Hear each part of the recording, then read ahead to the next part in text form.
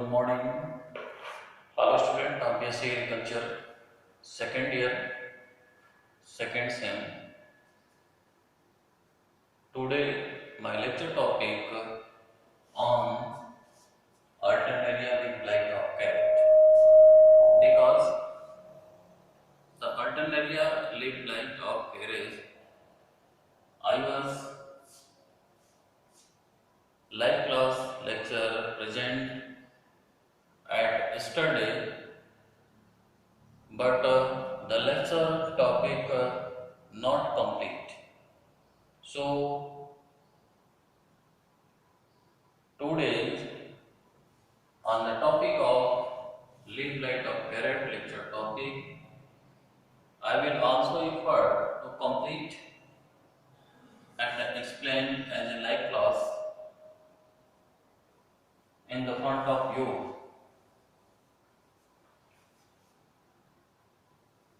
कल के लेक्चर में alternaria leaf blight of carrot का जो लाइव क्लास लेक्चर मैंने लिया, उस लेक्चर में सिम्टम्स तक मैंने डिटेल्स लेक्चर प्रेजेंट किया। आज के डेट में उसका जो सिम्टम्स के आगे का point etiology, disease cycle and management का शेष पॉइंट जो बचा हुआ है, आज के लेक्चर टॉपिक में उसी टॉपिक से रिलेटेड लेक्चर अटेंड मैं कर रहा हूं। तो let me start my lecture topic on the alternaria blight of carrot. They are caused by Alternaria dossi, and then etiology. Etiology means hetuki. The mycelium of the fungus is septate, branched, hyaline at initial stage, but brown in color after maturity. The mycelium germinate inter or intracellularly beneath the host cell. After some time, they are produced conidiophore. The conidiophore are erect, stout, cylindrical in shape, and brown in color. The conidia germinate at the tip of conidiophore.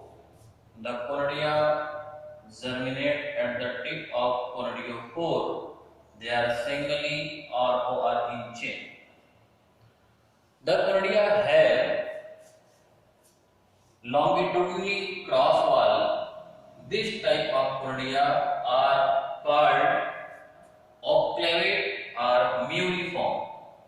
Obclavate conidia or muriform conidia, because the transverse septa present inside the conidia.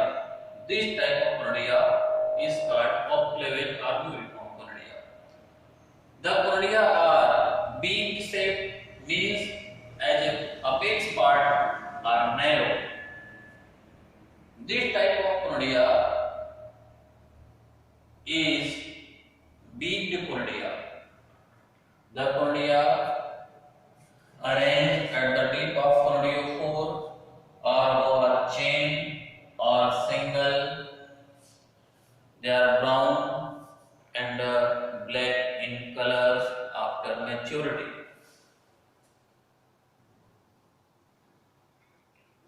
So I have presented etiology in English, but also present in Hindi. जैसा कि आपको मैं aetiology को English में present करके बताया, इसको मैं हिंदी प्रेजेंट कर दे रहा हूं। अल्टरनेरिया डोसी, चूंकि सब डिवीजन डेट्रोमाइकोटिना का फंगस है, तो उसमें माइसीलियम सेप्टेट होता है। मींस माइसीलियम का जो स्पेशल कैरेक्टर के रूप में जो माइसीलियम बनता है वो सेप्टेट होता है। जहां मैंने माइसीलियम का डायग्राम बनाया, और ये माइसीलियम क्या होता है कि ब्रांच होता है, शाखान्वित होता है। इनिशियल स्टेज में हाइलाइन होता है, ब्राउन कलर का हो जाता है। ये इंटर और इंट्रासेलुलरली मैनर में होस्ट सेल के अंदर ग्रो करता है। अब इसी माइसीलियम के ऊपर कोनोडियोफोर बनता है। कोनोडियोफोर इरेक्ट होता है, सीधा होता है, ट्यूबुलर होता है, सिलेंड्रिकल शेप का होता है, ब्राउन कलर का होता है। और इस कोनोडियोफोर के ऊपर कोनोडिया बनता है। कोनोडिया या चेन में बनता है या फिर सिंगल बनता है। और जब ये कोनोडिया बनता है तो कोनोडिया जो होता है उसके अंदर इस तरीके का transverse and longitudinal septa present होता है। जब ट्रांसवर्सली या लॉन्गिट्यूडिनल सेप्टा प्रेजेंट होता है कोनोडिया को, तो इस कोनोडिया को हम ओक्लेवेट कोनोडिया कहते हैं। और ओक्लेवेट कोनोडिया को ही म्यूरिफॉर्म कोनोडिया के नाम से भी जाना जाता है। इस तरीके से कोनोडिया वीक होता है। वीक नीचे की साइड में ये वाइड होता है, ऊपर की साइड में नैरो होता है। तो जो ऊपर की साइड में पॉइंटेड अपेक्स नैरो होता है, इस तरीके की कोनोडिया को हम वीक कोनोडिया कहते हैं। वीक कोनोडिया ये ब्राउन कलर का होता है या लेटर स्टेज मैच्योर स्टेज में ब्लैक कलर का हो जाता है, वीक होता है। तो ये स्पेशली ये एटियोलॉजी मैंने हिंदी में आपके बात बीच में प्रेजेंट किया। आई थिंक सारे स्टूडेंट इस बात को समझ गए होंगे कि etiology in case of alternaria dauci all student considered. Next point है एटियोलॉजी की बात करें तो डिजीज साइकिल। अब इसका डिजीज साइकिल कैसे चलता है? क्योंकि सब्जी में डेट्रोमाइकोटिना का फंगस है तो इसमें प्राइमरी इन्फेक्शन के रूप में जो इनोकुलम पाया जाता है वो एसेक्सुअल स्पोर कोनोडिया होता है। और सेकेंडरी इन्फेक्शन भी एसेक्सुअल स्पोर कोनोडिया के द्वारा होता है। Because in subdivision deuteromycotina sexual spore is absent. Deuteromycotina case में सेक्सुअल स्पोर नहीं बनते बिकॉज सेक्सुअल रिप्रोडक्शन होता ही नहीं है। इस तरीके से प्राइमरी इन्फेक्शन भी एसेक्सुअल स्पोर के कारण होता है और सेकेंडरी इन्फेक्शन भी एसेक्सुअल स्पोर के कारण होता है। अब डेट्रोमाइकोटिना केस में एसेक्सुअल स्पोर के रूप में कोनोडिया बनता है। तो यहाँ पे डिजीज साइकिल में प्राइमरी सर्वाइवल इनोकुलम के रूप में माइसीलियम और कोनोडिया, माइसीलियम या कोनोडिया सॉइल के अंदर या सीड के सरफेस पे as a source of primary survival inoculum के रूप में सर्वाइव रहता है। और एक्टिव स्टेज में आने के बाद यह जर्मिनेशन करता है, फिर जर्मोट्यूब डेवलप करके प्राइमरी इन्फेक्शन काज करता है होस्ट में। और प्राइमरी इन्फेक्शन काज करने के बाद होस्ट के अंदर सिम्टम प्रोड्यूस होता है, फिर उसमें एसेक्सुअल रिप्रोडक्शन के उपरांत माइसीलियम बनाता है। माइसीलियम के ऊपर फिर कोनोडियोफोर बनता है। माइसीलियम के ऊपर कोनोडियोफोर, फिर कोनोडियोफोर के ऊपर कोनोडिया, फिर ये मैच्योर इंडिविजुअली कोनोडिया विंड या वाटर के द्वारा फिर हेल्दी क्रॉप पे पहुंचता है, मींस हेल्दी होस्ट पे पहुंचता है। पहुंचने के बाद जर्मिनेशन करता है, जर्मोट्यूब डेवलप करता है, फिर इन्फेक्शन काज करता है। तो इस तरीके का इन्फेक्शन सेकेंडरी इन्फेक्शन साइकिल कहलाता है। तो इस तरीके से सेकेंडरी सर्वाइवल इनोकुलम के रूप में mature conidia survive, mature conidia disseminated through wind और वाटर और अदर एक्सटर्नल फिजिकल एजेंसीज। तो यहाँ पे disease cycle primary survival inoculum and secondary survival inoculum में रिप्रेजेंट कर दिया। अब डिजीज साइकिल की बात करें तो डिजीज साइकिल में passive phase and active phase.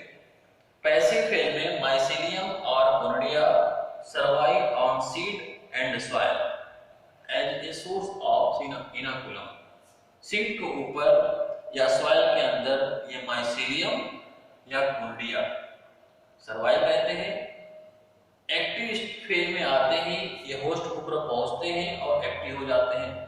फिर कोनोडिया का जर्मिनेशन होता है, फिर जर्मोट्यूब डेवलप करता है, फिर इसके बाद इन्फेक्शन काज करता है। जैसे ही इन्फेक्शन काज करता है 2 से 3 दिन के बाद उस होस्ट में सिम्टम दिखाई देने लगता है। इसके बाद इन्फेक्शियस पोर्ट में वो माइसीलियम बनाता है एसेक्सुअली। माइसीलियम के ऊपर कोर्डियोफोर बनता है। कोर्डियोफोर के ऊपर एसेक्सुअल स्पोर कोर्डिया बनता है। फिर यही कोर्डिया, ये जो मैच्योर कोर्डिया है, ये कोर्डिया विंड या वाटर या अदर फैक्टर के एक्सटर्नल एजेंसी फैक्टर के रूप में हेल्दी क्रॉप में पहुंचता है। फिर उनका जर्मिनेशन होता है, फिर जर्मोट्यूब डेवलप करता है, फिर इन्फेक्शन काज करता है।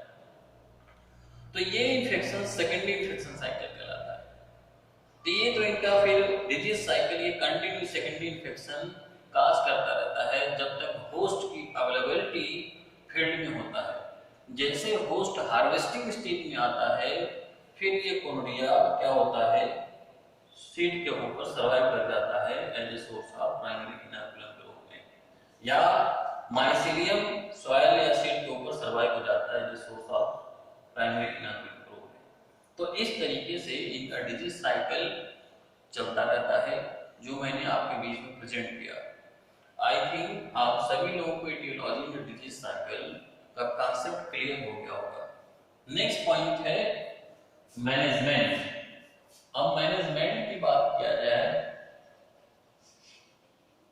मैनेजमेंट में सबसे पहला है cultural control. Cultural control point number first, the alternate host or wild host should be collect around the main field then destroy।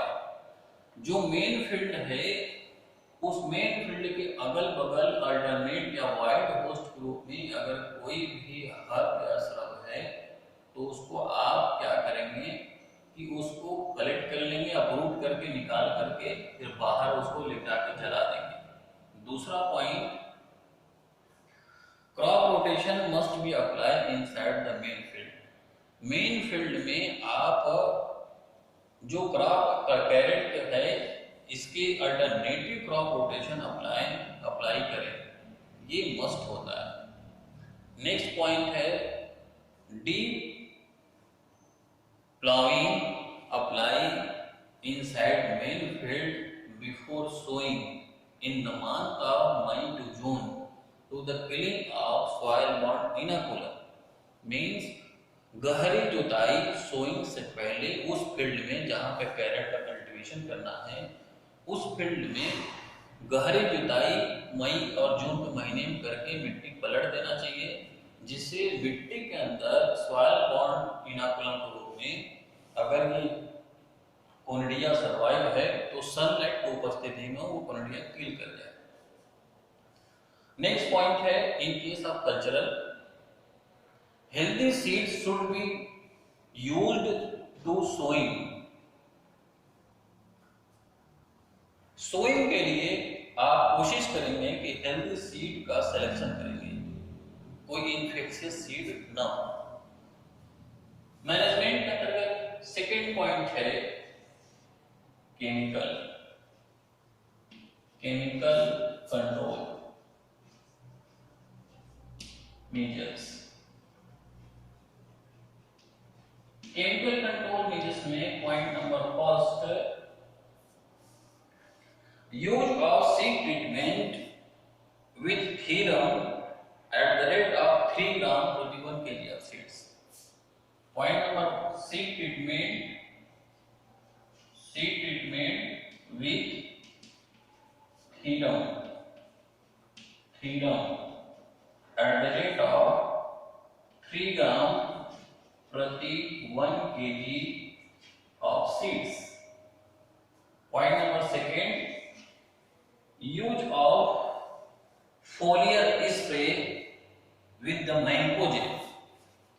Foliar spray with the mango gel at the rate of 0.2% or use of foliar spray with chlorothalonil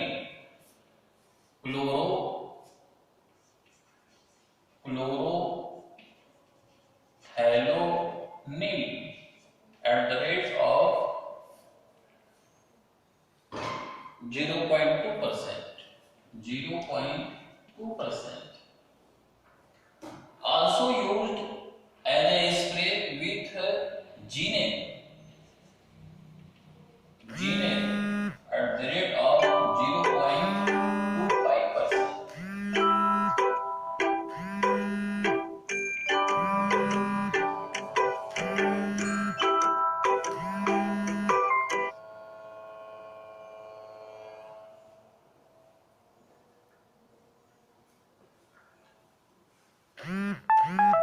So,